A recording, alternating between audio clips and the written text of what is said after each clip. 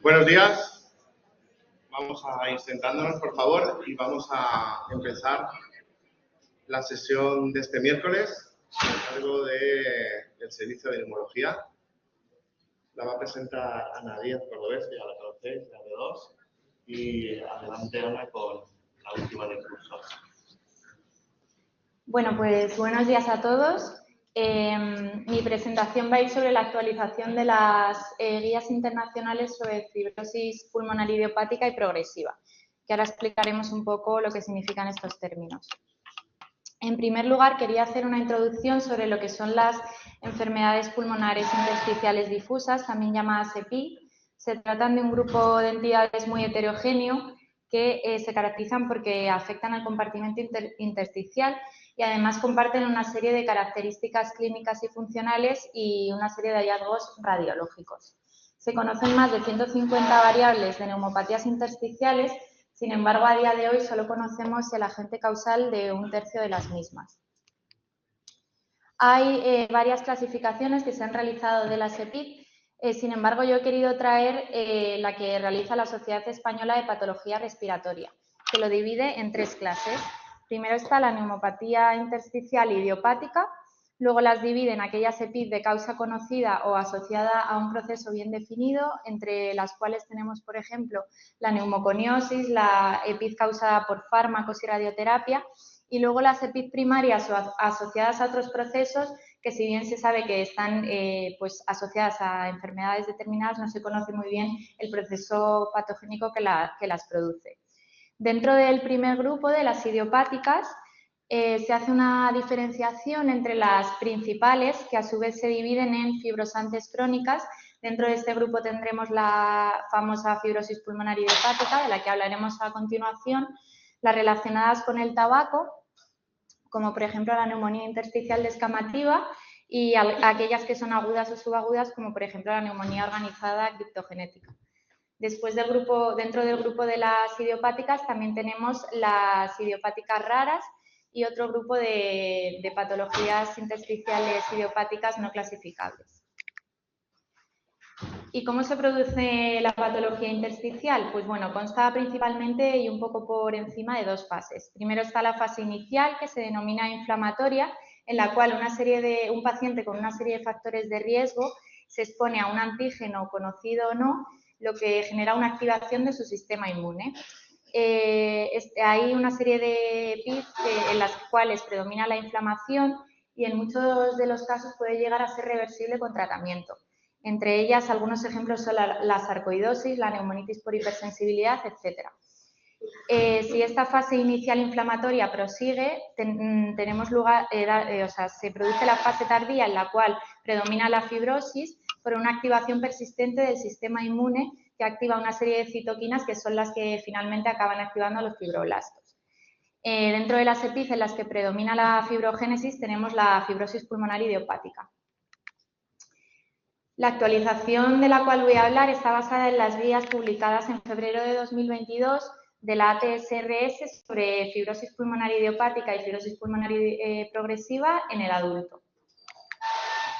En primer lugar, respecto a la fibrosis pulmonar idiopática, en la actualización de las guías del 2022 se clasifica nuevamente y se enfatiza en la diferenciación entre las 4 categorías radiológicas para llegar al diagnóstico de la FPI. En primer lugar tenemos el patrón NIU, que se caracteriza por un predominio basal y subpleural, y la característica distintiva de este patrón será el conocido panal de abeja, que consiste en los espacios quísticos agrupados con paredes gruesas. Aquí he puesto varias fotografías. También podemos encontrar otros hallazgos dentro de este patrón, como por ejemplo el patrón reticular, las bronquiectasias de tracción y, por supuesto, que hay ausencia de hallazgos que sugieran un diagnóstico alternativo. El patrón NIU es característico de la FPI, pero sin embargo también lo podemos encontrar en otras EPI, entre ellas la neumonitis por hipersensibilidad fibrótica, la EPI relacionada con la artritis reumatoide, con la enfermedad del tejido conectivo y también en muchas EPI por exposición laboral. Lo diferenciamos así del patrón de probable NIU, cuya característica principal es que hay ausencia de panal. También tiene un predominio basal y subpleural, al igual que el patrón NIU. Sin embargo, como os digo, la diferencia mayoritaria y que se hace mucha énfasis en estas guías es la ausencia de panal. Pero sí que tendremos el resto de hallazgos que teníamos en el patrón NIU, tanto patrón reticular, bronquitasias de tracción y ausencia de hallazgos que nos sugieran un diagnóstico alternativo. En las guías del 2022, la actualización que se realiza es que el patrón probable NIU se engloba, al igual que el patrón NIU, digamos en la misma categoría, de tal forma que se puede llegar al diagnóstico de FPI directamente sin necesidad de pasar por la realización de una criobiopsia o de una biopsia pleural abierta para llegar al diagnóstico. Por lo tanto, como vemos aquí, si en la radiografía o más bien en el TAC de alta resolución encontramos hallazgos compatibles con patrón NIU o probable NIU, pasará por una reunión de expertos y en conjunto se llegará al diagnóstico de fibrosis pulmonar idiopática, siendo innecesaria la histología. Luego, las otras dos características que tenemos, los grandes grupos, son los indeterminados para NIU, en el cual vamos a tener evidencias del proceso fibrótico, pero con hallazgos discretos de patrón no NIU. Y luego tendremos el diagnóstico alternativo, que son una serie de hallazgos que contrastan con el patrón NIU. Entre ellos tenemos el predominio en campos superiores o medios, preservación subpleural, quistes, nódulos, etc. También en estas guías hace una serie de recomendaciones, entre ellas recomienda la criobiopsia por encima de la biopsia pulmonar abierta en aquellos centros donde se tenga experiencia en la realización de la misma. También se desaconseja pautar antiácidos y derivar a los pacientes a cirugía antirreflujo porque no se ha demostrado que realmente evitar el reflujo en estos pacientes evite la agudización de su enfermedad de base. Por lo tanto, se desaconsejan las mismas pautas. Luego, en las guías del 2022 aparece un nuevo término, que es el de fibrosis pulmonar progresiva, que viene sustituyendo a otros términos que se usaban en las guías anteriores, en concreto EPID fibrosante progresiva.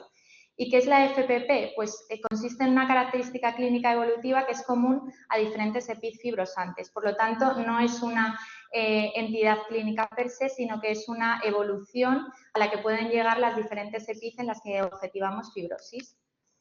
Aquí os he puesto una tabla en la cual el sombreado azul equivale al tanto por ciento de pacientes, según un estudio llevado a cabo por expertos, bueno, según la opinión de los expertos, que evolucionarían hacia FPP.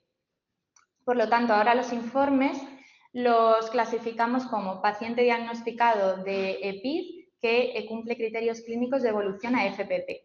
Por ejemplo, si tenemos un paciente que hemos diagnosticado de neumonitis por hipersensibilidad fibrótica y a lo largo de un año vemos que cumple los criterios que ahora explicaré de evolución a FPP, lo pondríamos como paciente con neumonitis por hipersensibilidad fibrótica que cumple criterios compatibles con FPP. ¿Y cuáles serían estos criterios? Pues bueno, tenemos que tener un paciente diagnosticado de una EPID diferente de FPI, de causa conocida o no, con evidencia radiológica de fibrosis, que cumpla al menos 2 de estos 3 criterios en un periodo de tiempo de entre 6 a 12 meses. Los criterios son, primero, empeoramiento de los síntomas respiratorios, ya sea tos o disnea, no atribuible a ninguna otra causa. El segundo sería evidencia de progresión de la enfermedad basado en los datos fisiológicos de las pruebas de función respiratoria, que lo definiremos como una reducción absoluta de la capacidad vital forzada de un 5% mayor y o una disminución absoluta de la DLCO del 10% mayor. El tercer criterio es la evidencia de una serie de progresión de la enfermedad con una serie de datos radiológicos. Los he enumerado aquí, pero no me centraré en ellos en detalle. Luego también las guías se centran en el manejo de la FPP. Aquí encontramos bastantes novedades en comparación con las guías previas. Primero, se han establecido, no sabemos realmente por qué los pacientes con EPID fibrótica, algunos evolucionan hacia FPP y otros no. Sin embargo, sí que se hace énfasis en alguna serie de rasgos que están asociados a un incremento del riesgo de la progresión. Entre ellos tenemos el tabaquismo activo, la presencia de un patrón new histológico radiológico, se ha demostrado que los pacientes con artritis reumatoide y patrón new tienen una mayor probabilidad de progresión y de muerte. Además, hay un ensayo clínico reciente en el cual se incluyeron 1.330 pacientes, los cuales tenían diferentes EPIs fibróticas, además de la FPI. Estaban incluidos pacientes con neumonitis por hipersensibilidad fibrótica, EPIs asociada a enfermedad autoinmune sistémica y la EPIs asociada a neumoconiosis. Dentro de estos pacientes había un porcentaje, que es el que he colocado en rojo, que tenían panalización en las pruebas radiológicas y se demostró que estos pacientes tenían mayor mortalidad y mayor riesgo de progresión a FPP que los que no tenían el patrón de panalización. Además, también los pacientes con agregación familiar, entendida como 2 o más familiares, con la presencia de EPIs en su familia, tienen mayor riesgo de progresión a FPP y aquellos que tienen disfunción telomérica. Se han intentado establecer la presencia de una serie de biomarcadores en estos pacientes que estarían asociados también a un incremento del riesgo de la progresión. A pesar de que se han postulado muchos de ellos, todavía no tenemos claro cuál es su papel y si realmente predicen una progresión certera en estos pacientes, pero actualmente este tema se encuentra en vías de estudio. Y respecto al tratamiento, las guías hacen énfasis en realizar un abordaje integral de estos pacientes. Un poco por hacer un recordatorio del tratamiento de la FPI, como sabéis, esta entidad no tenía tratamiento hasta hace una década. En un primer momento se empezó a tratar con la triple terapia de acetilcisteína, corticosteroides a dosis altas y azatioprina. Sin embargo, en el ensayo clínico PANTHER se demostró que esta terapia no solo no era beneficiosa para los pacientes, sino que también era perjudicial, por lo que se inició el estudio de los fármacos antifibróticos para tratar a estos pacientes. Y actualmente serían las indicaciones, estaría indicado para tratar la FPI tanto el nintedanib como la pirfenidona. A raíz de que se vio que lentecían la progresión de fibrosis en los pacientes con FPI, se empezó a estudiar estos 2 fármacos en los pacientes con una EPID fibrótica que evolucionaba hacia FPP. En concreto, la pirfenidona, que sabemos que es un fármaco antiinflamatorio, antiproliferativo y antioxidante, que, como os digo, actualmente está recomendado para el tratamiento de la FPI, se realizaron diferentes ensayos clínicos en pacientes con FPP y no se demostró mejoría ni en la calidad de vida ni en la reducción, ni una reducción de la mortalidad. Sin embargo, no ha sido igual con el nintedanib, que, como sabemos, es un inhibidor intracelular de receptores con función tirosinquinasa, que lo que produce es una inhibición de la proliferación y migración de los fibroblastos, enlenteciendo así la progresión de la fibrosis. Un ensayo clínico importante es el INBUILD, en el cual se incluyeron 663 pacientes diagnosticados de EPID fibrótica que cumplían criterios de FPP y se les trató o con nintedanib o con placebo. Se les siguió durante 56 semanas y se demostró en los pacientes tratados con nintedanib una reducción de la progresión de la enfermedad medida como caída anual de la FVC. Como efectos adversos principales del nintedanib en estos pacientes, se observó que presentaban 332 de ellos diarrea, pero que con medidas sintomáticas mejoraba y además a las pocas semanas de tratamiento desaparecía. También un efecto adverso importante y que tenemos que tener en cuenta es la alteración del perfil hepático, por lo que a las pocas semanas de inicio de este tratamiento tenemos que realizar una analítica de control a los pacientes. Otro ensayo clínico también muy importante se realizó en pacientes con EPID asociada a esclerosis sistémica. Si recordáis, la EPID es una de las principales causas de mortalidad en los pacientes con esclerosis sistémica y se estima que aproximadamente el 35% de los pacientes con esclerosis cutánea limitada y el 53% de los pacientes con esclerosis cutánea difusa desarrollan fibrosis pulmonar. A raíz de esto se realizó el SENSIS Trial, en el cual se incluyeron 580 pacientes diagnosticados de EPID asociada a esclerosis sistémica y se les trató con nintedanib versus placebo. Para ser incluidos en este estudio, los pacientes tenían que tener un tratamiento estable con micofenolato y o metotrexato con una duración igual o superior a 6 meses. se demostró que el nintedanib reducía significativamente la tasa anual de declive de la FVC. Al igual que en el estudio anterior, el principal efecto adverso que se notificó fue la diarrea. Sin embargo, se controlaba con modificaciones en la dosis del tratamiento o simplemente con tratamiento sintomático. Aquí os he puesto una tabla que resume muy bien el algoritmo de tratamiento que tenemos que seguir en estos pacientes. Como veis, la FPI ya directamente, a raíz de los estudios que se han realizado, se trata con los fármacos antifibróticos, sino con la triple terapia que se utilizaba previamente. Y en el resto de PID fibróticas que evolucionan a FPP, primero tenemos que tratar adecuadamente la enfermedad, ya sea con glucocorticoides o con fármacos inmunosupresores y posteriormente considerar el tratamiento con nintedanib. Una limitación de estos estudios es que en ellos no se introdujeron pacientes ni anticoagulados ni antiagregados. Por lo tanto, a día de hoy no tenemos unas directrices claras de cómo actuar con estos pacientes. Las futuras investigaciones sobre este tema se centran en, como os comentaba antes, encontrar biomarcadores que predigan la evolución de pacientes con EPID fibrótica a FPP, determinar el por qué algunos de estos pacientes evolucionan hacia FPP y otros no. También encontrar cuál es la efectividad del tratamiento con nintedanib en los diferentes tipos de PID, ya que en los ensayos clínicos que he especificado se incluían muchos grupos juntos de diferentes EPID fibróticas. Y también se están investigando nuevos tratamientos, tanto que lentezcan la progresión de fibrosis como que incluso lleguen a frenarla algún día.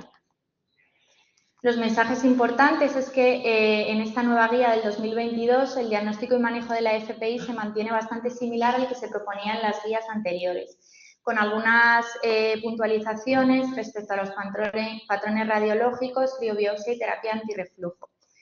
Este nuevo término, la FPP, es una característica común en la evolución clínica de diferentes EPID fibróticas que no aparecía en las guías previas. Además, se ha demostrado que el nintedanib reduce el declive de la función pulmonar en pacientes con FPP y que sus principales efectos adversos ocurren a nivel gastrointestinal, pero son leves o moderados y manejables en las primeras semanas. Y ya estaría.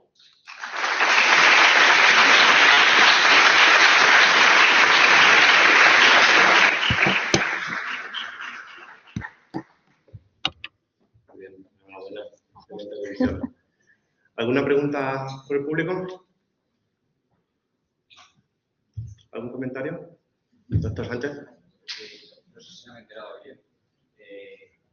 En la FPI está indicado directamente el tratamiento, pero en las que no son fibrosis pulmonar idiopática, el criterio para tratarlos después de haber sido tratada ya la enfermedad de base, como han dicho en uno de los algoritmos, es que se demuestre progresión. La progresión era clínica y alteración en la difusión o en la capacidad vital forzada, ¿no? Tiene que tener los dos criterios. Sí, son 2 de 3 criterios. El tercero era la progresión radiológica en base a una serie de... Tiene 2. Exactamente. Tratar una que no sea FPI, ¿no? Exactamente. Muy bien. ¿Alguna otra pregunta? Pues estupendo. Chavales, hemos terminado las sesiones generales de este año. Nos vemos en septiembre. Disfrutad del verano. Bueno, el miércoles que viene y el siguiente habrá una sesión general especial sobre el Docentis, que si queréis estáis invitados, porque es la herramienta que vais a usar. Y lo dicho, Ana, enhorabuena y felicidades. Buen verano.